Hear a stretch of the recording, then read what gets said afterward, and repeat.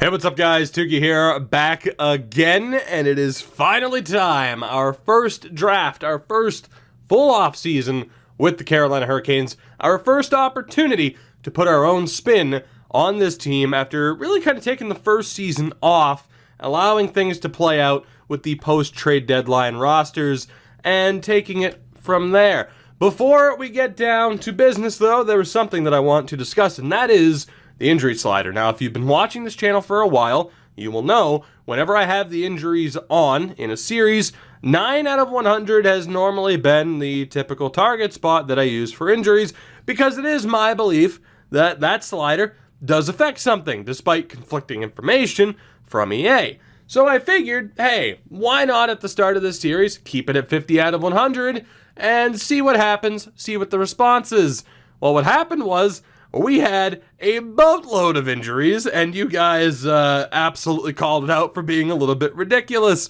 So really the point of that was, okay, they're saying it works this way. There's a whole lot of evidence to the contrary. Let's set it up as they say it should be, and with it not having an effect, and see what plays out. So, I'm not saying that I used that first episode to be able to have that as an example to say, hey, pretty sure there are certain sliders that affect the sim more than just the penalty slider, but that is kind of the reason why we set it up that way, right? So, for the record, we will be adjusting the injuries in this series. Now again, normally I put it at 9 out of 100. A lot of people were saying they put it at like 15 or 17. I'm going to put it at 20. We'll see what happens. And if it's still a bit ridiculous, we'll adjust it further from there. But I wanted to explain the sliders that we had set up. Now that said, I still kind of believe them in that certain attributes or certain sliders do not affect the way the game sims. Mainly because of my own experiments, again, where I've put all of this up in every goalie slider at 0 and it's still not had an effect on scoring throughout franchise. But then again, on the flip side, the injury slider does something. So I'm just trying to get to the bottom mainly of what does what affects what, how does it affect it, because they haven't exactly given us all the answers to that. And obviously, as a franchise-based YouTuber and streamer, that is a massive pain in the ass. But that is a whole nother topic of discussion for a different time. Just note the injuries have been adjusted, and I wanted to have the injuries set to what I had them to for a reason. And yeah, if I hear a further update on that front, I'll be sure to let you guys know if I'm legally allowed to. That said, let's get down to business with today's episode. Again, our first off season. And I have to admit, this might be a slow process. There's a lot to get to, especially with these new rules. Again, the draft rules are listed in the description, but we are only allowed 7 draft picks per draft. No more than 2 picks in the same round. We can only select people from the next, list of players available. No scrolling down. Can only trade up and down once each, and we have to pick one of each position along with that free pick. Now again, thankfully this year we do not have a punishment in terms of drafting, but next year, of course, after losing the Don Cherry Challenge from our first season, we will not be allowed to scout Russians, which is his pipe dream. Especially too if that Russian's wearing a visor. He is going to throw a party like you've never seen. So we have to be a little bit more on point and a little bit more strategic when it comes to how we are going to progress through a draft. We know that we have more draft picks than we are allowed to use, so there will absolutely be an instance of trading up and trading down. I am certain of that. The real question is whether or not it's worth trading up. Now, of course, there are a couple of players I had in mind. We have the 7th overall selection, but the comment section in the last video raised another interesting point, and that is that the owner of the Carolina Hurricanes, Tom Dundon, does not want to draft a defenseman in the first round. So for this draft only, we will not take a defenseman in the first round. We will take one of our 3 forward selections with our pick. It's just the real question of whether or not I want to trade up. There's a guarantee of me having to trade defensemen, knowing that we're going to have too many players for the top 4 roles. So there will be trades coming, but I think I want to hold off on making those until really the beginning of the preseason. That would give us the best opportunity. because we don't know how certain players are going to progress. So there is that debate over whether or not we trade up, but realistically, we're not going to, and it doesn't make sense to, because of how the draft plays out when you add a bunch of creative players like I have. It does push computer-generated players like Jamie Whitfield out of the top 5, and I'm absolutely going to take advantage of that. Sure, it'd be fun to trade up to get a Jack Hughes or a Capo Caco or a real-world player. Obviously, it's a little bit more fun to have a real-world player early on, especially one that we have not used, but not now. Not right now. At the very least, we are just going to sim to our pick, and we'll take a look here at how the top 6 panned out. So Hughes, Caco, Podkolzin, Doc, Cousins, and Boldy are the first 6 off the board. We will be making our selection here, and again, it would be Bowen Byram, but I'm not allowed to, and it would be Alex Turcotte. But I want to know how good Whitfield is, and again, I can make that estimated guess that he is going to be a true medium elite. With Fog of War on, though, we're not going to know, at least not for a while. So Whitfield is our pick, and we will see if he ends up panning out. Now, we are allowed to trade up once, so there could be the option to make a move. Of course, we have the 2 second-round picks, but I can't help but think the better option would be to trade up at the start of the second round and target a goalie. That goalie, obviously, being Spencer Knight, who is going to be available at the start of the second round. It would be nice to end up with some other players here, but that's the very obvious choice, would be to end up with Knight. So you would expect that we would have to trade pretty much at the start of the second round, and we should be okay. I would hate to trade up to the start of the second round and then also have to use our trade down because he's 1 point off from where we're allowed to select from. Typically, or technically, that could happen. As far as the rest of the first round, we'll scroll through quickly. Turcotte goes to Nashville, Braberg to Los Angeles. Bowen Byram ended up falling all the way to 11th to Minnesota, as Cole Caulfield goes to Toronto. Newhook and Krebs off the board. It's actually a really good pickup there for Minnesota. But overall, not too bad. The question is whether or not it makes sense to trade up right now. And I think the answer, as long as Ottawa wants to move this pick, is yes, and they do. So we should be fine. Let's go ahead and offer them up the 38th pick. Again, this will be the only time we're allowed to trade up in this draft, but it makes all the sense in the world to. I think I'll just throw in the 4th round pick as well, and we should be good to go. Again, I'm not allowed to add any other picks. If I make a trade with another team, I'm only allowed to take 1 pick back. Easy for me to say, isn't it? Isn't it? Like I mentioned in the NBA episode that's going up alongside this, to make sure these videos went up today, I had to record relatively early after waking up, which is always a problem. Will that go through? Yes, it will. Thank you very much, Ottawa. That is our 1 trade up. We have already drafted our center, or at least our primary center for this draft. Next up, we're taking the goaltender of the future. We are drafting Spencer Knight, who I know for a fact is medium elite, even though the game hasn't shown it. So we're no longer allowed to trade up, so we will sim to our next pick here in the second round. And the question now becomes whether or not we make this selection or trade down.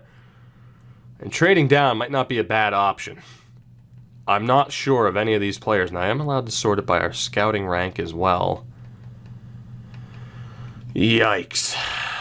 You know, I gotta be honest, I think it's gonna be worth trading down here. And that could be a common theme, though, is trading down in the second round because of the value of that pick. But already, I can pretty much guarantee that's gonna be the way to go. So, yeah, with the value that pick has, now is the right time to trade down. The question is, and I was going to say, can I find a team that wants it? Arizona does. Technically, I'm allowed to trade down to next year's draft in a move like this.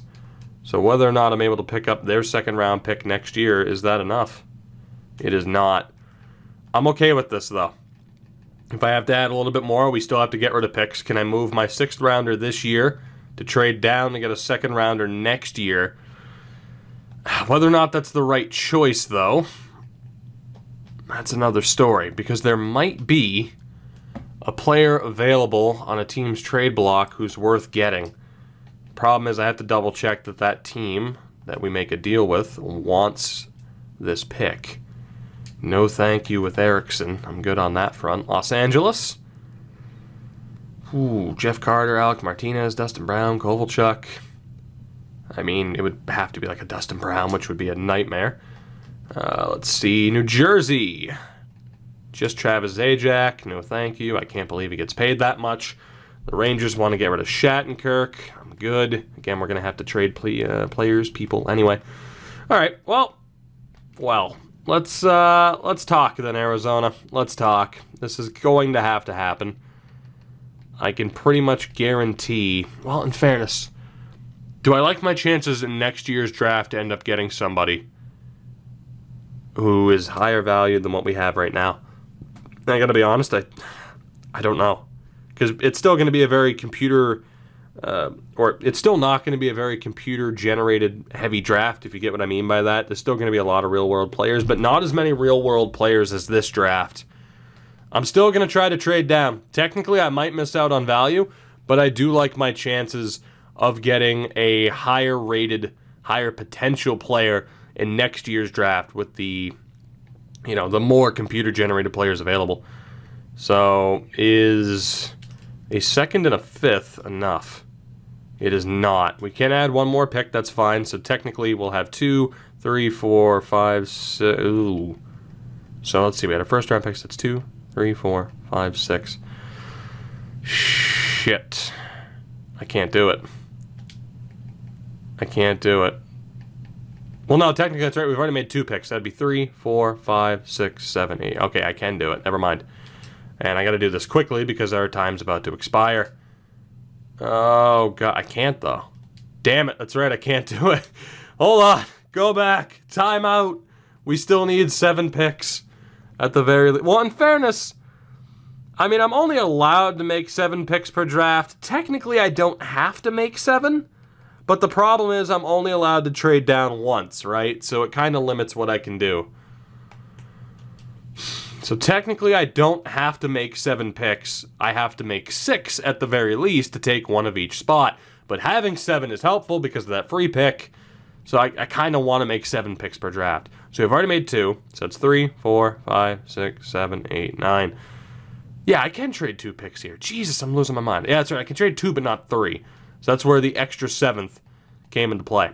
But I can use that extra 7th rounder next year.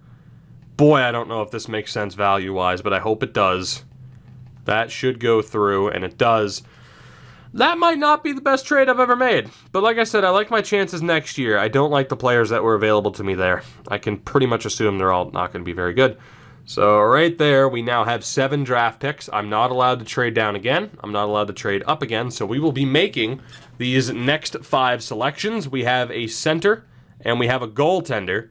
Let's see who else we end up with. So we have the 7th pick of the 3rd round. Let's see who we have here. Hartman. Marty Hartman. Okay, so see, this is where it's tough because someone like a Nathan Staios would be pretty cool to have. But I do know that Vorobiev and Hartman are computer-generated players, which makes me think they're going to have a better opportunity at being pretty good. Hartman also put up points. I'd love to take Staios, but I have to take Hartman. It's the smart move. So Marty Hartman is going to be one of our 2 defensive picks. Again, we don't know for sure if he's medium elite. I doubt it. I just hope he's better than Staios. Let's see who else we have here. 6th round. Oh, boy. So, yeah, technically, because I'm freaking out here. I feel like I made a mistake already. We have 4 picks left, right? Yeah, we do. That's right. Now we have 2 7ths, and that's right. I'm allowed at least it's a maximum of 2 picks per round. So we're in the clear. Let's see. We have a center. We have a goaltender. We have a defenseman. We need wingers or another defenseman. So someone like a Mastro Simone would be nice, but probably not. Is it Fagemo? I mean, come on now. You can't tempt fate like that. And then who do we have for our scouting ranks? Okay. So taking A winger here would be nice. We could take the last defenseman that we need and then take 2 wingers and have our free pick. Or we could use our free pick on one of our centers. I'm not really liking the wingers, so I think it comes down to defensemen, and I think I'm going to take Marshall Warren here. I don't know how good he is, because I honestly can't remember. I could check the editing doc right now, but I won't. We'll take Marshall Warren, which means we need 2 wingers, and we have a free pick as well. So let's see who is available here. Altonen, as if we don't already have enough Finns in a different series. So we need a left wing and a right wing. There's a lot of left wings available right now, and no right wings. So it's going to be a left wing.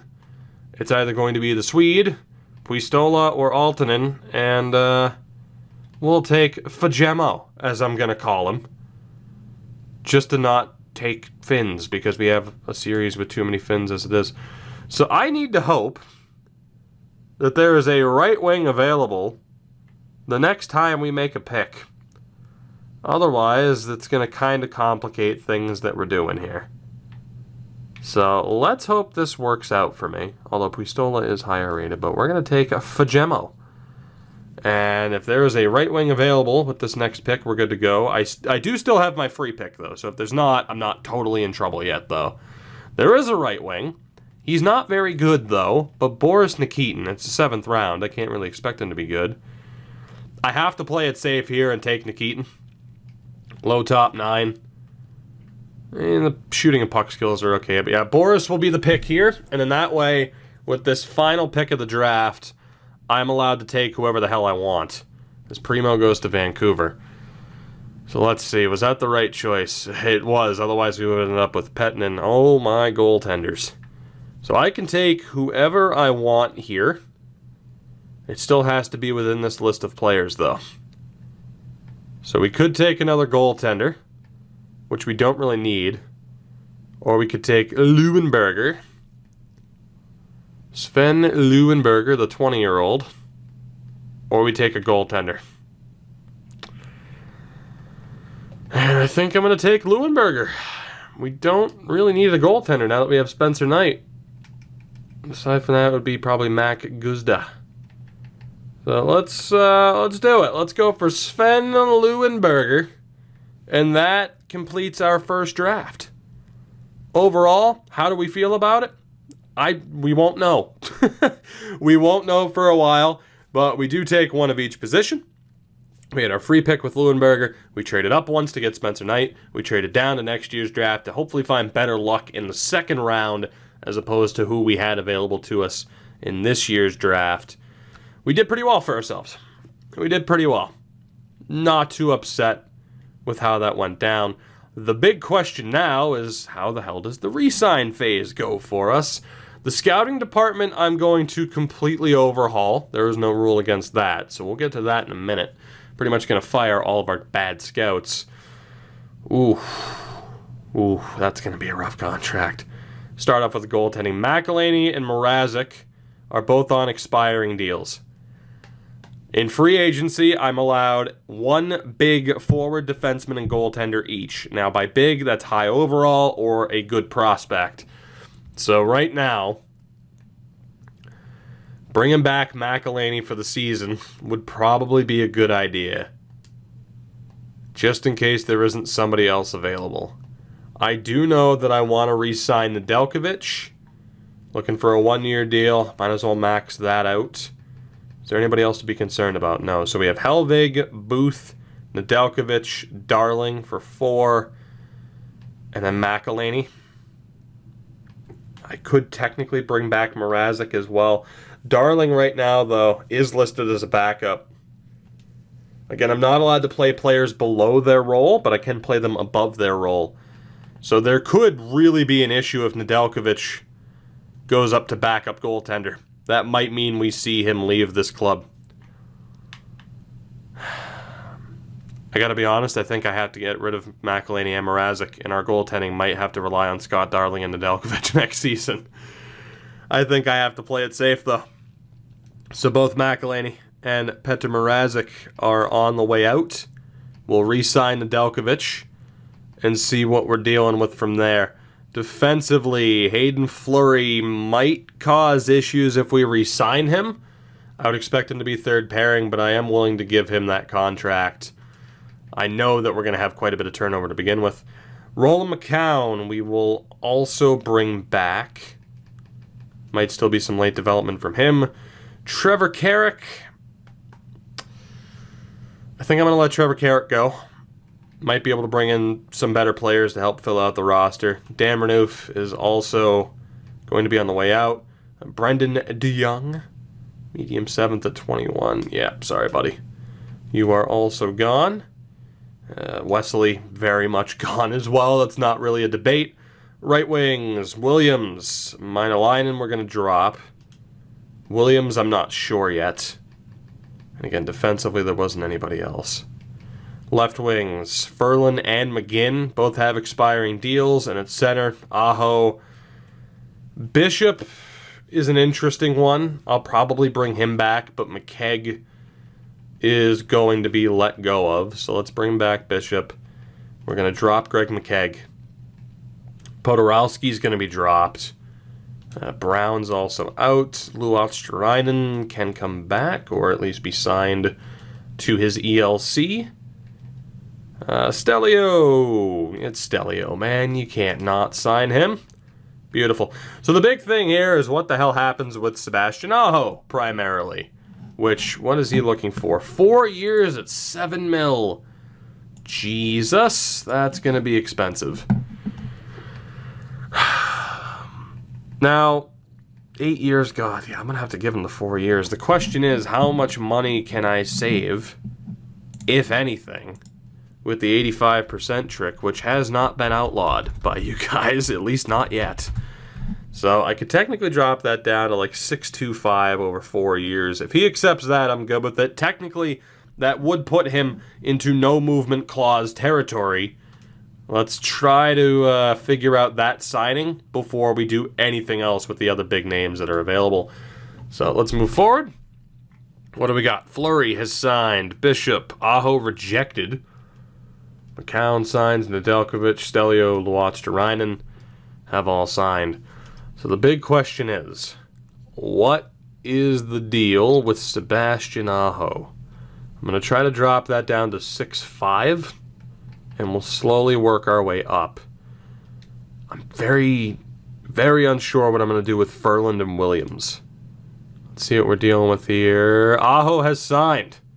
So that is a 4-year contract, which means we go to the wheel for the first time in this episode. So the deal is, first number is 0. There is a chance, if it lands on 0, that we don't have to stay committed to the no movement clause. That is the only way that I avoid a no movement, is if we're lucky enough to have it land on 0. Otherwise, we have to stay loyal for 1, 2, 3, or 4 years worth of the contract. Right? Right. So technically, not every deal is going to be a no movement. Well, here, let's bump up the seconds to spin. Why the hell not?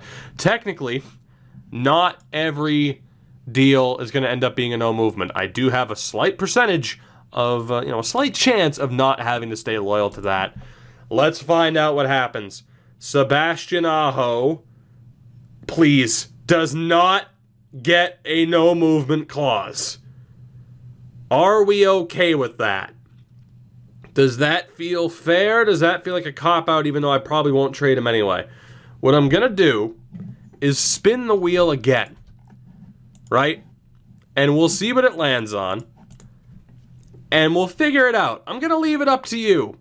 With Sebastian Aho, either he just flat out doesn't have a no movement clause, or if you feel like that's too lenient and we have to have a no movement clause depending on the salary that we hand out, then it'll be the 3 years out of 4 that it just landed on. So let me know what you think down in the comments. It's either going to be 0 or 3. Either he does not have a no movement clause, or he has a no movement clause for 3 out of 4 seasons. Let me know what you think as to whether or not that's a bit too lenient, but hey, we got lucky with the spin. That's all it comes down to, really.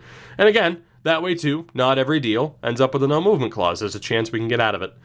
So as far as the defense is concerned, we are golden. Might end up signing Adam Fox. Maybe. Forward-wise, this is the big issue.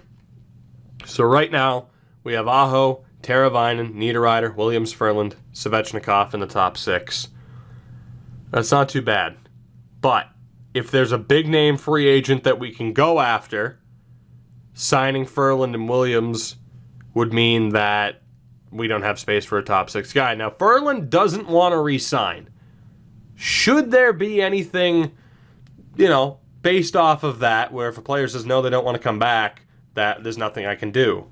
Let me know what you think on that front as well. But as it is, he wants a 6-year contract. I would never sign him to that anyway. So the big question becomes, what the hell are we doing with Williams, and what the hell are we doing with Brock McGinn? Now, for Williams, he only wants a 1-year deal, so that's not too bad. I'd be okay with that. And McGinn wants a 3-year deal at just under $2 million.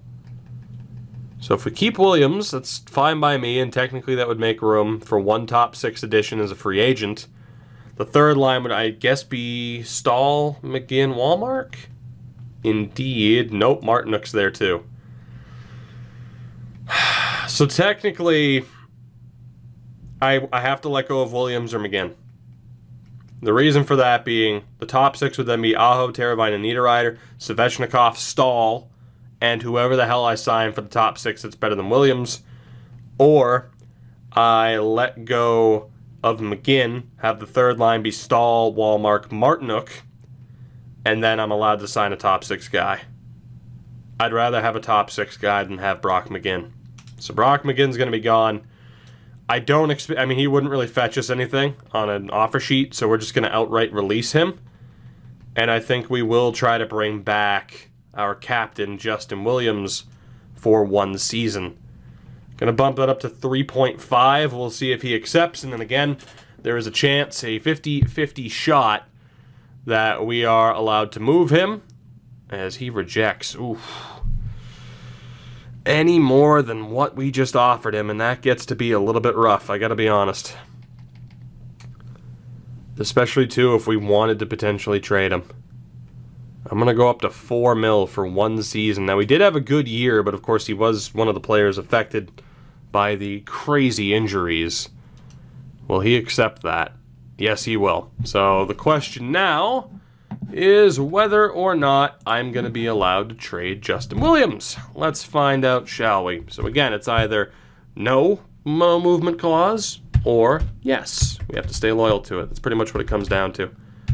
So we'll just do that. It's either 0 or a 1. Let's find out. Justin Williams, how loyal do we have to be to you? The answer is not at all. Beautiful. So Williams is back. We are allowed to trade him if we do so desire to. That is a beautiful, beautiful thing. So if we're not a playoff team, we could easily look to move him.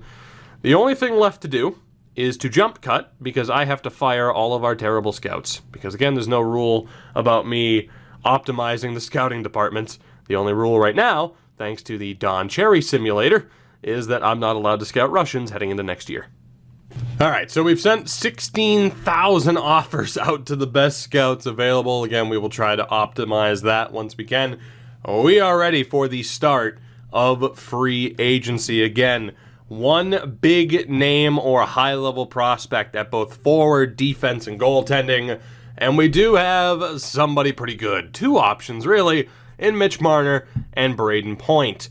However, I can tell you right now, there is the obvious option to be extremely cheap. Now, this is one thing I did not discuss, but of course the whole, wait until later on when they're not signed, drop it down to 1 year, get them for extremely cheap. I don't know how I want to handle this, right? This was one aspect where nobody really threw out, hey, you have to sign RFAs for what they're looking for. But, that would certainly make sense. So obviously we could get one of those 2 for extremely cheap. I don't know exactly what I want to do. Defensively, or goaltending, I guess, is the first thing we should look at. And really, there's nobody else available that I'm all that interested in. Gotta be honest. It's not looking too good.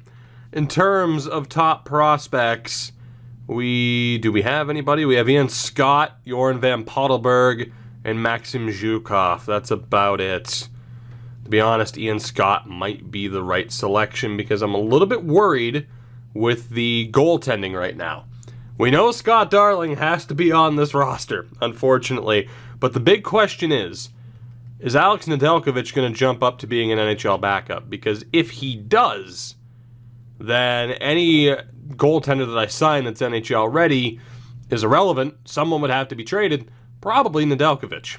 So I could sign Ian Scott, not that I need another goaltender thanks to the addition of Spencer Knight, but I could sign Ian Scott and just roll with Nedeljkovic and Darling as our goaltending tandem, and you watch, we'd somehow win because of the way this game is. So that's an option. Although trading Nedeljkovic wouldn't be the worst thing in the world because of his trade value right now, I have to admit. So it's either Ian Scott or I bring in somebody back like a McElhaney or a Ryan Miller. I gotta be honest, I'm not really too excited for either of those options. I think we sign Ian Scott, have him and Calvin Booth. Is it Calvin or Callum? It's Callum. And have those two be the goaltending tandem down with the Charlotte Checkers. I feel like that's the good way to go. The Leafs, for whatever reason, did not sign Scott. I guarantee right now we could probably take a look at their goaltending situation and they had space for him, as they typically do. Oh yeah, they had space to sign him. They went with Joe Wall instead. But you can sign 6 goaltenders, so why they didn't, I don't know. But that's just the way that the AI is in this game, unfortunately. So let's go for Ian Scott. Pretty much condemning the goaltending tandem to being hot garbage for this first season. But let's be honest, it's not going to be that great regardless of who we try to sign. So let's go for Ian Scott, and we'll hope he accepts that. Defensively, I think going for a prospect might also be the best way to handle this. Now, I don't know who's available. Gardner, Edler, Strawman, Myers, Christian Juice is up there as well.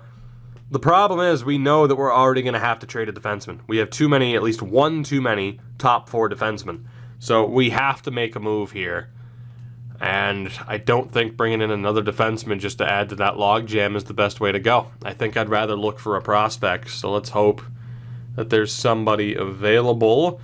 We have Dmitry Samorukov, Linus Nassen, Scott Walford, Oskari Laaksonen, who we've been using in the Finnish series. A lot of Finns we're let go of. Akhtel Ruplavalainen. Jarabek is there, but obviously not a prospect. Noel Hoffenmeyer. Let's see. Golden, Vainio, Tishka, Gunnarsson. Okay, so back up to the 925s. It could be Salo, Setkov, Akhtel, Lavalainen, Niemelainen. I mean, we do have some options. Dmitry Samorukov as a 3rd-round pick is probably a medium top 6 potential. Nassen, same thing. Walford, same thing. Robin Salo is probably a low 4. Let's go for Robin Salo, and we'll have him be the big-time defensive addition. The Devils are also in for him, so there's no real guarantee. That brings us to the forwards. And in terms of top prospects, while we're here right now, Philip All, Nick Henry, Lodnia, Entwistle, Liponov, Davidson, Marcus Davidson. The Sabres did not sign. So we have some decent options there. No real can't-miss prospects, though, at least for ones that we're aware of, which means that we could go for Marner or Point, sign them to what they're looking for, which I think that's 2 first-round picks, if not like 3. The Leafs are in. Oh, wow. The Sens are in for Marner. This year's first. Okay, so it's 2 first-round picks, a 2nd and a 3rd for Marner, and I believe Point is still in that same category. So we could do that. Or we could be cheap about it and do the whole 1-year trick to get them at an extremely reduced value, which I don't know how I feel about that, to be honest. I feel like if it was up to the people who really wanted to see this be a challenge series, that's an exploit that people would have liked to have seen not be used. And I gotta be honest, I kind of don't feel like using that. I feel like that takes away from the challenge, which means, do I want to sign Mitch Marner for 2 firsts, a 2nd, and a 3rd? It would still be worth it, I'm sure. In terms of trade value, I think he or Point, that would be... the value would be in favor of the team getting the player as opposed to the picks. The only other alternatives are signing Matt Duchene for nearly $7 million a season and Anders Lee at $6.5. Aside from that, you do have Marcus Johansson. Kevin Hayes dropped off. I don't know why he's an 80. That has to be morale related. Has to be. Jordan Eberle's also there. Vanek. Donskoy. Okay. You know what? I gotta be honest here. I think the best move is going to be to wait.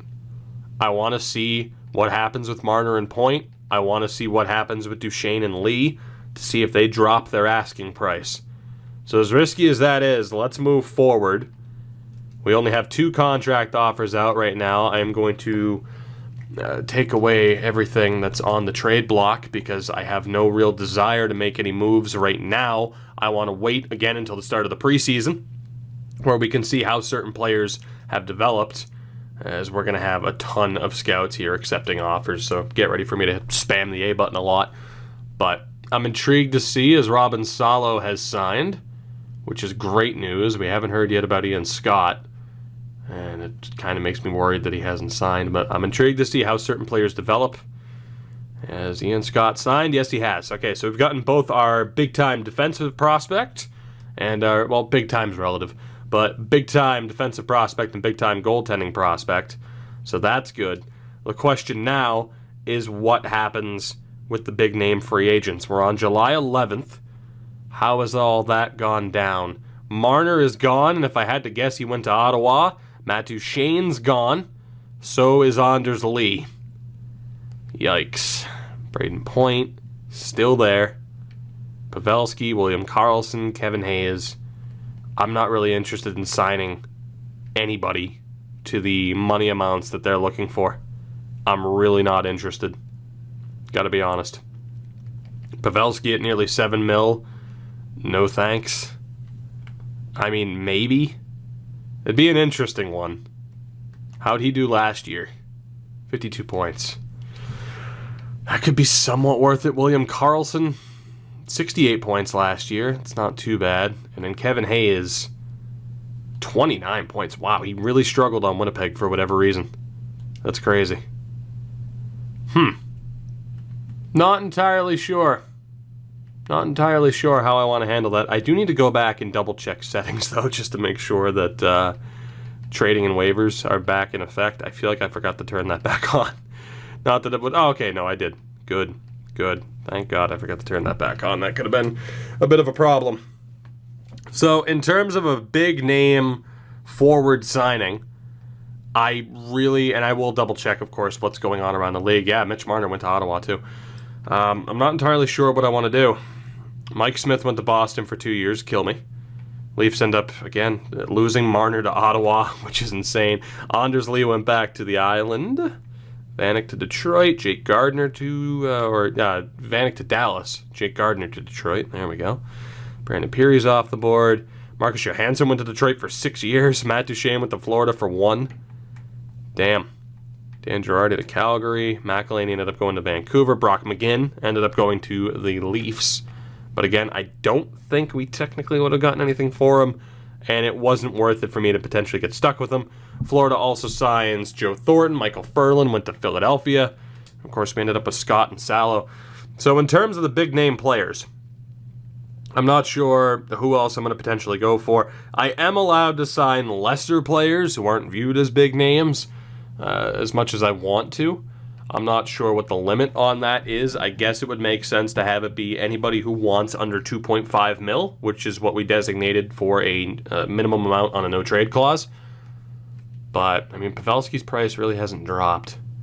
I don't want to sign these guys to 4 or 5 million. I just don't. We have 9.8 million in cap space. The only guy I'm intrigued by is Braden Point. So I think I'm going to take a look at the roster, double check whether or not we have any prospects that are worth signing, because right now we are way under the amount that we need signed. Obviously, we got to sign at least 6 people, I do believe. So goaltending-wise, I think we're looking good. We technically have 5 goaltenders signed. I mean, granted, Darling and Nedeljkovic is going to be the tandem this year more than likely, which is scary. Defensively, we know changes are on the way. I mean, even if we look right now, that's 1, 2, 3, 4. Ooh. Actually, we're good. So Slavin, Hamilton, Falk, and Pesce will be the top 4. But from there, we're just going to have to decide between DeHaan, TVR, Fleury. All right. So in fairness, we don't have to get rid of someone that major. I don't know if it'll be Calvin DeHaan because it'd be kind of cheap to get rid of that contract. Might end up being Hayden Fleury, who I just re-signed. Which in fairness, I'm allowed to do, but I kind of want to stay loyal to that deal. So maybe I flip TVR with him being on an expiring deal. That would seem to make sense. I think we'll end up signing Fox. I think we'll end up signing him. Martin could also be signed. I mean, in terms of the defensemen that we have right now, so it's going to be DeHaan, Fleury, and then AHL is Bean, McCown, Salo, and that's it. So yeah, we do need defensive prospects. So I'm going to sign Fox. I'm going to sign Martin. That'll bring us up to 5. And with everybody else, I'm going to wait. So we are going to have to bring in some defensive reinforcements for the AHL. But the good thing is our defensive core is pretty much locked in already. There's only going to be one trade necessary there. Now, I could package together TVR with the top 4 defensemen who's already there, but that might get a little bit muddy. So Fox, we're going to sign you over from the NCAA. We're also going to sign Martin, and the rest we will leave. Are there any forwards that we should sign? Could sign David Cotton. He's not looking that bad. Again, Hartman and Warren, we don't know how good they are. So let's sign Cotton. We might as well. And we'll go ahead and use Felipe. And what about Kilainen, I guess it would be? Good old Lenny. Technically, he could be played. You know, I think, yeah, I'm just going to stay loyal to a lot of the guys that they already have in the system. Sign them up and have them be the AHL depth. And Henman is a junior player, so yeah, he won't be signed. So we're up to 41 contracts, which is okay. And then as far as the forwards are concerned, that's 8, I do believe, 9, 10, 11, 12. It's tough to tell who's going to be listed as a 4th liner. So to be honest, I might just wait. It's going to be a little bit tough to tell who's going to be listed as a 4th liner. So I think for the moment, I got to be honest, we're okay. I'm going to keep an eye on the free agent list because we still have space to sign one big forward name. Or I could trade a 2nd round pick for Tom Wilson. I'm good. Or a 2nd round pick for Burakovsky, who's an RFA. Really? Burakovsky and a 3rd for a 2nd? That might actually be worth it to me. I think Burakovsky, though, is listed as a low top 6 forward potential, so probably not. Let's go ahead and stop. We should be at the beginning of August, maybe even halfway through. Or not. We're in July. That's fine. You can double check this again. Let's see who's available. So Pavelski's down to under 6 mil. Carlson's price has dropped. And then you have the likes of Jordan Eberle. Which, again, we do need another top 6 forward. But I'm not entirely sure. I think Pavelski's price will continue to drop. I'm gonna stand my ground on this one. Let's sim to the start of the preseason, and we'll see if there are any big names available. From there, of course, we will make at least one trade on the defensive side of things and establish what our goal is for the year. Again, we know we're not allowed to scout Russians. That was our punishment from last year. The question is, what is the goal for this season? It'll be the most thumbs up comment in the comment section that dictates that. Of course, we're going to be doing that at the beginning of every year, so we will always start at the beginning of a preseason, at the beginning of a new season, as opposed to being like, oh, okay, well, here, we did the draft at the end of the episode early, so here's free agency in the first month of the season. We're not going to do that, because I want you guys to be able to have your input. So we're listed as rebuilders. We are listed as rebuilders. And in terms of free agents, yeah, some of the dominoes fell. That's unfortunate. Had a feeling it might happen, but I wanted to make sure we were good to go. So yeah, a lot of those players fell. That's okay though. That's okay. I do wonder where they went, but I really didn't feel like overpaying somebody. So as far, oh, menu lag, you're wonderful, you're beautiful, you're not, you're terrible, and I hate you. Over to roster moves again. Thank you, game. Thank you. Let's see. Amongst the goaltenders, we can still sign a goalie. We can still do that. So that's nice. The question is whether or not I want to. I don't think Callum Booth is going to really develop into being that good. I could still have Nedeljkovic be the backup. Could do it. Or we condemned Callum Booth to being depth, which might be a decent idea. I suppose that all depends on who's available as a goaltender. I'm allowed to sign whoever the hell I want at this point. Is there anybody who's actually that good? Brossois, I believe, would then be the top overall available. He's listed as an RFA. So I can either go with Nedeljkovic and screw over Callum Booth, or we sign Brossois and have Nedeljkovic, Ian Scott be the backup, or the tandem down in Charlotte. Brossois is looking for 1.5. Third round pick. No thanks. What if I just drop that down? To be honest, they might end up matching this. The good thing is I can sign him for pretty much the max. Whoa, no, not that one. I can sign him for pretty much the max deal it would take before it's not a third round pick, and then hopefully Winnipeg wouldn't be able to match it. Let's go 1.2 million for Laurent Brossois. We'll see if he accepts that, and he'll be the tandem this year with Scott Darling, which is not all that promising. Spencer Knight cannot develop quickly enough. Defensively, our top four is set, but we need to get rid of a defenseman. Aside from that, though, we're okay.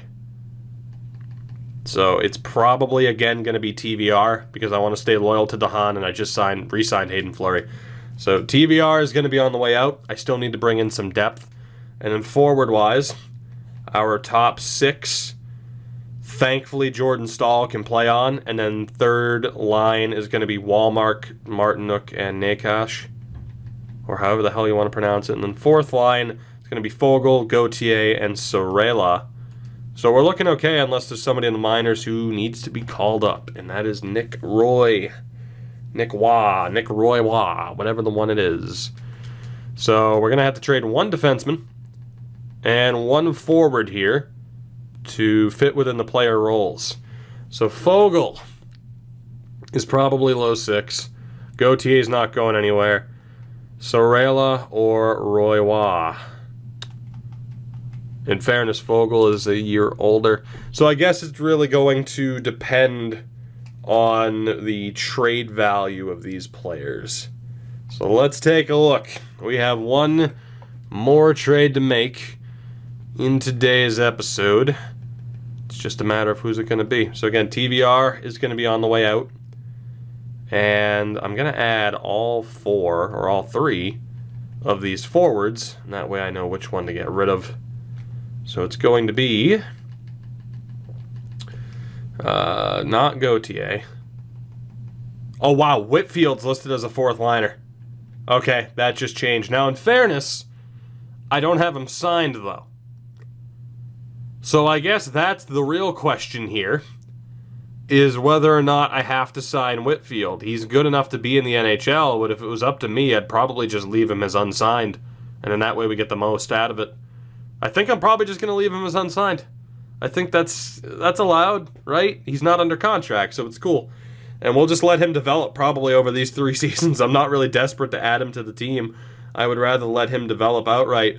But let me know what you think, because I could easily make another trade to get rid of somebody else. So right now it's going to be between Foegele, Sorella, and Roy Wah. It's going to be 1 out of 3, but if you guys say we should sign Whitfield, it'll be 2 out of 3. So let's see what we got here. And again, unfortunately, we don't have confirmation on these guys. I might wait until the end of the preseason. Yeah, I might wait until the end of the preseason. Let's get all those guys playing time. That'll be the better way to do it. We're having to adapt, of course, to Fog of War being on. So let's set this up for the preseason. Really, the only ones I'm concerned about are the forwards. We will send down Sebastian Aho. We will send down Teuvo Teravainen, or not. Good. So, best lines, and let's see what those guys are looking like. I'm still going to have to sign some AHL depth, but for the most part, we're looking okay. So I want to see. Brossois has accepted. Will he be joining the team, though? The answer is yes. So our goaltending is set. And I think from here, hey, we are 3-0 this preseason. Not bad. Do I have the info on the fourth liners that I'm hoping for? I don't think I'm going to, unfortunately. Let's see. Do we have completed info on you? We do not, and I doubt we'll get it. It's between Foegele, Sorella, and Roy Waugh for whoever the hell gets sent down. Jake Bean as a depth forward could be nice. Technically, that would mean, yeah, he'd have to be the healthy scratch this year. So I'm going to bump him up. I'm going to be specific with it, so he'll be there. And then down in the AHL. Now, of course, for the AHL, who cares, right? Because technically players can be played above it, so who cares? It's just really for the NHL. So I need to sign 3 or 4 defensemen. So let's go see who we can get there. And the team is just about good to go. I just don't know what fourth line forward I want to get rid of. But we need to sign some defense. Scott Harrington looking to get paid. That is not going to happen. We are going to sort by player role, though. Let's bring back Trevor Carrick. That might be good for the morale of some players. Seidenberg, I mean, he started his career in Carolina. Did he not? No, he started his career in Philly. He ended up in Carolina, though. So I'm going to try to bring back Dennis Seidenberg, the old German hammer. Prosser, Redmond, Falk, Potato, Ryan Graves, Clendenning, Marty Marincin. I have no idea who else I want to sign. I suppose it's somewhat irrelevant, to be honest, as far as who ends up being signed here. So let's go for...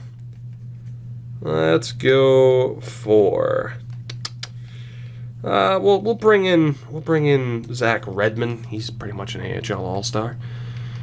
And let's go for Ryan Graves, because why not? There we go. So that'll pretty much sort out this roster once we make that one little trade, which I'm going to do now. I, again, don't know who the hell it's going to be. We might end up getting rid of an extra forward so we can play that first-round pick of ours, but whether or not it's worth just leaving him as unsigned, that is the big question. Or one of the questions. There are quite a few questions that need to be answered here as far as what this team is going to be looking like next season. So it is going to be... I think... Now, Foegele was affected by waivers. So I think for that reason, I want to get rid of him in case we have to make changes. I think he's the guy to go. Just in case we have to make changes to the roster. So it's going to be Gauthier, Sorella, and Roy on the fourth line. Which kind of hurts, but Foegele also has decent trade value. Again, he's also the oldest, so he might not end up developing. And we're going to be going with TVR as well. So where the hell are you two going to go? We need to make sure it's a team that can actually use you. Anaheim, do you need a top 6 defenseman? Let's see. 1, 2, 3. Technically no, but you could use a depth defenseman, which is how you could play him. So I'm not totally against it. Because also Freddie Claeson's probably not that good. So I gotta be honest, it might be a bit of a cop-out, but I kind of see that as, you know, this is a team that could use him. Foegele, on the other hand, that's a debatable point. But I think, well, to be honest, they actually might not accept this deal because of Foegele. They might not need him. So Boston's probably not going to work either in terms of what they need. So again, we have 3, 6, 9, 10, 11, and 12. Yeah, Boston has too many forwards as well already. Is there another team that's interested in both? The Dallas Stars. Are you going to be what we are looking for? Are you that perfect match? So that is 9, 10, 11, 12. Oh, God. Wow, they have too many players signed as it is. Anybody else? Florida? How would you like to help me, Florida? Please? Again, we have 9, 10, 11, and 12. Good Lord. I don't know if there is going to be that quote-unquote perfect match with a team that needs both of them. Might have to split them up, which would hurt the value that we can get back. So Minnesota has 9, 10, 11, and 12. Yep, Minnesota doesn't work either. Yeah, fair play to these teams. They're doing well staying balanced thus far. Kevin Hayes ended up in Montreal for the record. So there you go. Let's see, it's 9, 10, 11, and 12. Yeah, I think we're going to have to split these two up. I don't think there's going to be that perfect match for us, unfortunately. The Islanders are close, though. Just too many fourth liners. The Rangers. The Rangers. Are you what we're looking for? The answer is absolutely not. It's going to be tough to find a team, actually, to really make this work. I might not be able to have it be, exactly what these teams need. William Karlsson also went to Ottawa, huh? Again, I don't want to screw over any of these teams. I have to approach the trade from what I accepted if I were them, and I can already tell most of these teams are going to be like, well, we'd have to put this guy on waivers, so we're not going to do it. So it's going to complicate matters. The Leafs can't afford anything. They just lost Mitch Marner. Vegas lost a couple of players. You might be able to get this to work here, though. That's 9, 10, 11... Yes! Yes, Vegas. Please tell me you need a defenseman. Please. You kind of don't, but you need a depth defenseman. I'm going to say Vegas works. Vegas works. The question is, they have Max Pacioretty on the block and Marchessault. Good Lord. In terms of value, we're not going to be able to get that to work. Although technically, a Riley Smith or a Max Pacioretty might not be completely out of the question, or a Jonathan Marchessault if we add in the right draft pick. Do they want to shop their draft picks? They don't. That's a little bit problematic. So I could look to take back a Riley Smith or a Max Pacioretty. Both of whom are second liners? Yeah, both of whom are second liners.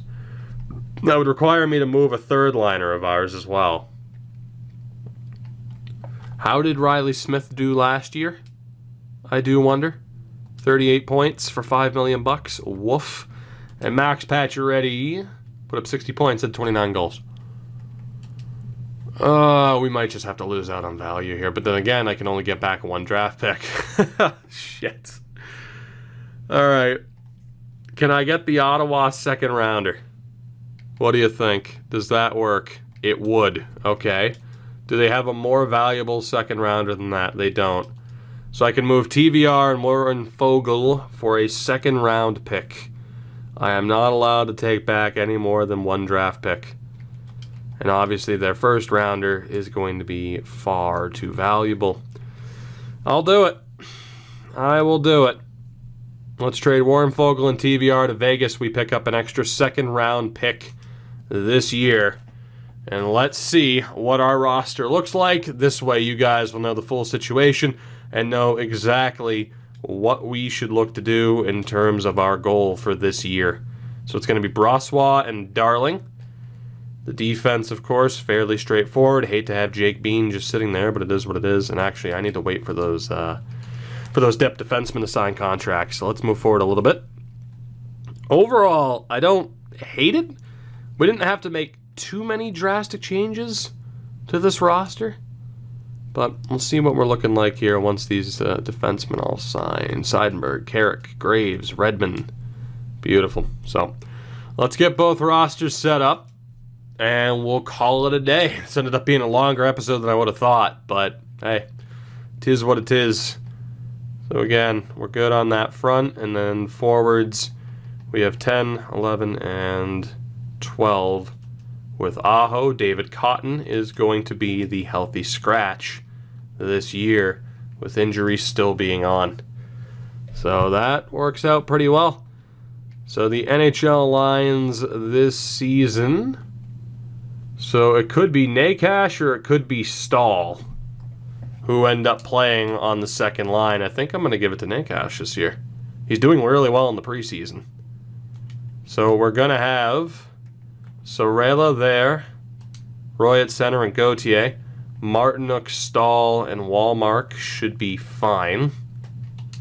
Could technically put Martinook on the other side if we wanted to. Niederreiter. Do we want him there? Yeah, we probably want... I don't know if we want Williams on that top line. Technically. It's a tough call, actually. Maybe we go Niederreiter, Aho, Tiravainen. And Williams, Svechnikov, Nakash, Williams. Overall, it's not too bad, especially too. Svechnikov and Nakash have both turned in to top 9 options, Svechnikov being a top 6. That forward core is not great, but it's not horrific, and we don't yet know the full overall scope. Defensively, we're going to have Falk, Hamilton, Slavin, Pesci, Fleury, DeHaan. And as far as the goaltending is concerned, Brossois and Darling, Bean and Cotton as the healthy scratches. And then down in the AHL, we're going to have Nedeljkovic and Ian Scott, with Booth being the main depth option. Defensively, Carrick, Fox, Graves, Seidenberg, Redmond, and McCown. Are we sticking with that? No, we're not. We want Martin and Salo in there. So I'm going to take out Zach Redmond and bring in Martin, and Seidenberg will sit for Robin Salo. Aside from that, I'm not worried about Didier or Robinson. As far as the offense is concerned, I think we're good. Zach Stortini might be the only guy we take out. Pole is not ours. No centers, no left wings. Beautiful. So technically, signing a couple of forwards to improve the AHL side of things would be the way to go. With Schillicky here and Stortini not necessarily belonging to us. So I think we will go out and sign probably 2 good forwards, and then I'll let guys like Stortini, the ones that are under AHL contracts, we'll let them be the ones that are the replacement players for us. So Joris, Jordan Schrader, Brian Gibbons. Let's go for Jordan Schrader. He should be able to put up points in the AHL for us. And let's also go for... who else do we like here? Nikita Soshnikov, Jimmy Hayes, Byron Fraze, good old Zach Ronaldo. Good old Zach Ronaldo. That might be the correct answer. Or we can bring back Manalainen, who, I'm going to bring him back because he might be able to help boost up the morale for some of our players. So those 2 will be added to the Charlotte Checkers, but aside from that, we are good to go. Guys, I think that covers everything for our first off season. Again, down in the comments, let me know, what is our goal for this season? What is the punishment if we fail? Let me know as to whether or not it's fair to have Aho not have a no movement clause. If he should, it's going to be 3 years, as we have already decided. There's so many other things that we talked about. Let me know in the comments. I will see you guys in the next one. I hope you did enjoy. Again, as we try to find our groove with this series, with it being so rule heavy, but I'm really excited for it. I like the thought of having to be on my toes a little bit and not make very stupid mistakes. I'll see you guys in the next one. Have a good one, and I'll see you then.